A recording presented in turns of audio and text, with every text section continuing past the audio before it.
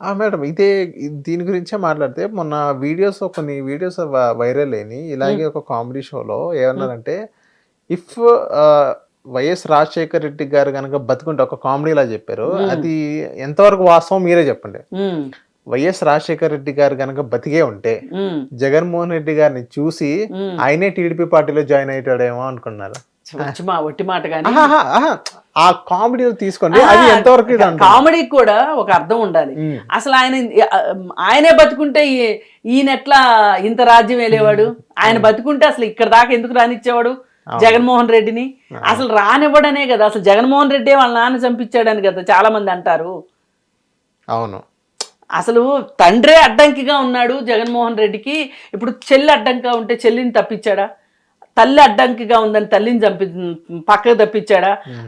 మరి వివేకానంద రెడ్డిని తప్పించాడా? ఇంతమందిని చేయగలిగిన గుండె ధైర్యం ఉన్నోడు తండ్రిని మాత్రం తప్పించడానికి గ్యారంటీ ఏంటని చాలా మంది మాట్లాడుకుంటున్నారు. హ్మ్. అవును. పాసిబిలిటీ ఉంది కదా! అసలు ఆయనే బతుకుంటే ఇక్కడ దాకా ఎందుకు వచ్చేవాడు? అవును. అది. అందుకని ఏంటంటే ఏది ఏమైనప్పటికీ కూడా మనం చేసే పనులు 4 రోజులు మన స్థానాన్ని, మన పీఠాన్ని కదిలించలేనట్లు ఉండాలి తప్పితే, మనము నీళ్ళల్లో ఒక గరిక మొక్క అయినా పర్వాలేదు. హ్మ్. కానీ పక్కనే ఒక పెద్ద వృక్షం గరిక మొక్కను చూసి ఎక్కిరిచ్చిందంట.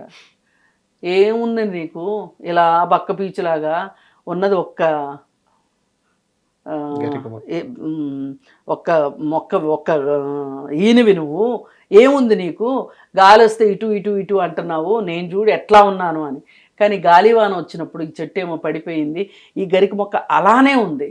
హ్మ్. అలా ఉండగలగాలి మనం. హ్మ్. మనం ఎక్కడికో వెళ్ళిపోయి పెద్ద పెద్ద వృక్షాల్లాగా అయిపోయామని భ్రమపడి 100 గొడ్లు తిన్న రాబందు గాలివానకి పోయిందన్నట్లుగా చేసుకోకోకుండా హిట్ టీవీ యాప్ ని డౌన్లోడ్ చేసుకోండి. ఇందులో short news, live news, entertainment movies అన్ని అవైలబుల్ గా ఉన్నాయి. Please download Hit TV app. Hit TV app. Hit TV యాప్ని ఫ్రీగా డౌన్లోడ్ చేసుకోండి.